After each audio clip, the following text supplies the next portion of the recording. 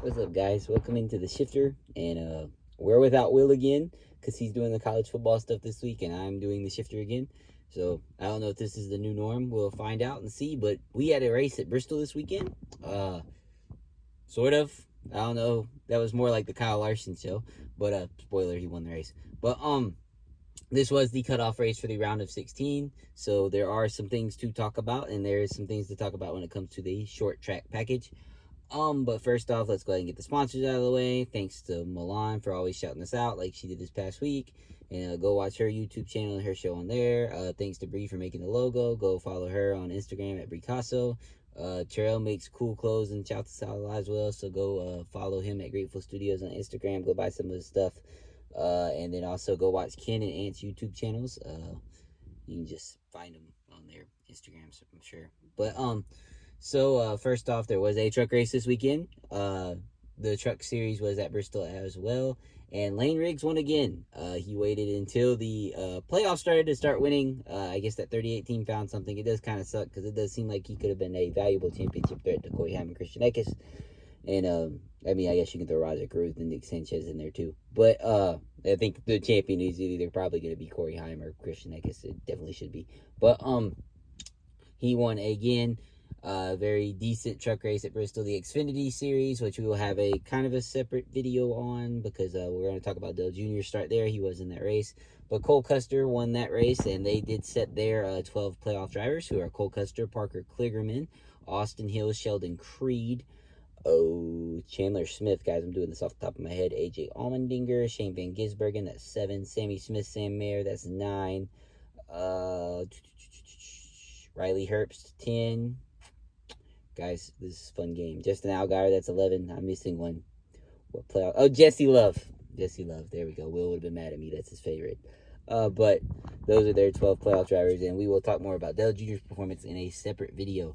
But getting into this cup race had a lot of hype because of the spring race. The spring race was one of the best spring Bristol races of all time with the tire wear and the tire wearing out. We saw a great battle between Denny Hamlin and Martin Truex Jr. at the end, and NASCAR was bringing the same tire here to a 75% packed Bristol crowd, which is very good for Bristol these days. And you guys got to remember, it's got so many seats because of NASCAR's prime, but it's really not that bad of attendance. There probably was 100,000 people there. Maybe I lied to you. I don't know, but there probably was. But so getting into it, Kyle Larson would take the lead early in this race from Alex Bowman on like lap 40, and he would lead the rest of the race. Yeah, there's nothing to really say there. Kyle Larson would lead the rest of the race. The interesting part of this race was the cup battle. Kyle Larson won. If I didn't make that clear already, guys, Kyle Larson won the race. But the real interesting part was the cut line battle. Denny Hamlin, Martin Truex Jr., Ty Gibbs, Brad Keselowski, Chase Briscoe, and whoa, Harrison Burton. I forgot he made the playoffs for a second. Wow, shocker. But they were all kind of battling for that last spot. Well, not Harrison Burton. Yeah, that was kind of a foregone conclusion, wasn't it, guys? That he wasn't going to make the next round. Why was he here? Don't know. But so Harrison Burton's out. Brad Keselowski would be kind of a non-factor here too. They just really missed the setup. They were anticipating the tire wear, which was not there. But Brad Keselowski will also not make the next round. The 2012 champ will not get a second title this year. But things were looking good for Martin Truex Jr. and Denny Hamlin early on, as well as Ty Gibbs. They were all kind of battling. It looked like Briscoe would be out. Daniel Suarez would become a part of this cut line battle because he and his team completely missed the setup. They could not run higher than 30th. But he had a lot of points from Atlanta and Watkins Glen. So he had some leeway to play with. But as of right now, he was out because Martin Truex Jr. was running in second for the most part on this thing. And then Martin Truex Jr. would have a penalty, and Ty Gibbs would have a speeding penalty on their pit stops. It would knock them back, and then kind of the story of the day that you're not able to pass would become very apparent as nobody was really able to pass in this race. There were certain cars that could do it. Kyle Larson could do it because that car was insane. Chase Elliott and Bubba Wallace showed the ability to do it later on in the race, but nobody could really get to Kyle Larson at all. But at the end of the day, this knocked Martin Truex and Ty Gibbs out of the playoffs. Ty Gibbs would make a late charge to kind of try to catch Daniel Suarez in points, but he'd come up a few points short as his car faded late. And Daniel Suarez actually, as he was being lapped, kind of blocked Ty Gibbs And then Ty Gibbs had to run the car so hard trying to get around him that it kind of fell off. Hey, look at my steering wheel. Wow. So professional, so professional. But I don't know, man. This race kind of sucked. I'm going to be honest.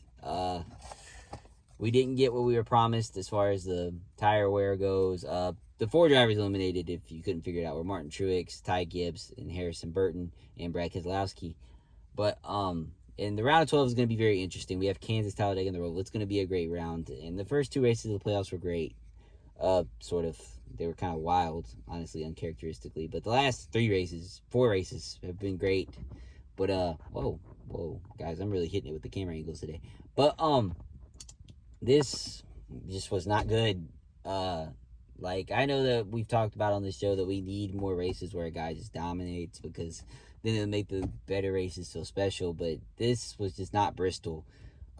Bristol is passing, chaos, crashes, all that stuff. Like we got in the first race. Bristol is the one racetrack where there needs to be over 10 cautions, I feel like. There needs to be tire wear. There needs to be all this. But Kyle Larson was right. We didn't talk about tire wear at Bristol before. I mean, we've had races where the tire didn't wear and we were still fine. It's the package at the end of the day with this car on the short tracks. It needs a lot of work. We can't just put a Band-Aid on it, because with the tires, I know that's what we're trying to do, but they're not always going to work the same depending on the temperature. And then we get a race like this where it's just, I mean, it was hard to watch at times at one of the best racetracks, my favorite racetrack on the NASCAR circuit. And it's just hard to watch. It was like, you know, when you go on a first date with a girl, right? And it's great. That's what it was like. That was what the spring race was like. And then you go on the second date and it's terrible and you never want to see him ever again. That's what the fall race was. It was pretty bad. The only thing that saved this race as far as TV coverage was NBC. Well, it was on USA, but NBC did a great job covering it,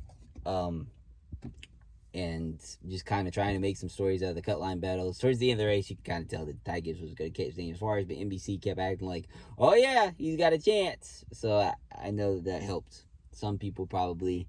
It sucks for Martin Truex that he's not going to get to battle for a championship over his last 7 races, but at the end of the day, he's a Hall of Famer and a champion and had one of the greatest late career resurgences ever. So got to feel for Martin Truex, and Martin Truex is very hard on himself after the race, but, you know, there's just not, this is going to be a very short episode of The Shifter, but there's just not much to talk about with this race. Kyle Larson led the most laps in Henry Motorsports history. That was cool.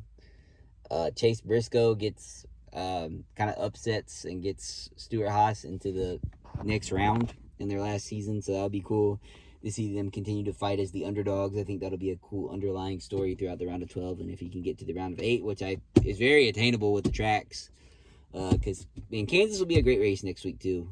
I know everybody's looking forward to the chaos of Talladega and the Roval, but Kansas is probably the best track on the NASCAR circuit. If you haven't seen the spring race, go watch it. Nearly a 4-wide finish, but a 2-wide finish between Chris Buescher and Kyle Larson. But and Chase Elliott, Martin Truex right there too. But that'll be a great race next week. And I'm sorry to cut this short. There's just not much to talk about. There'll be another NASCAR video on the channel this week. We'll talk a little bit about Dale Jr. It'll probably be a shorter one too. But man, we got to get to work on this short track package, guys. But thank you for watching. I don't know if we'll be back to our regular format next week or not, but I'll be here. I'll be doing the shifter one way or the other. So thanks for watching again. I'm sure y'all enjoyed the shorter video instead of listening to me yap for 30 minutes. Well, I could just sit here and talk about life. You want to sit here and talk about life? We could talk about life for the next 30 minutes. Make this a 40-minute episode. We can make it longer than Will's college football video. Y'all want to do that? What do y'all want to talk about, huh? How that Bristol race sucked real bad? Is that what y'all want to talk about? No? Y'all want to hear me talk anymore? All right. Thanks for watching. Y'all have a great one. Comment what y'all thought about the race. And just keep your heads up and have a great day.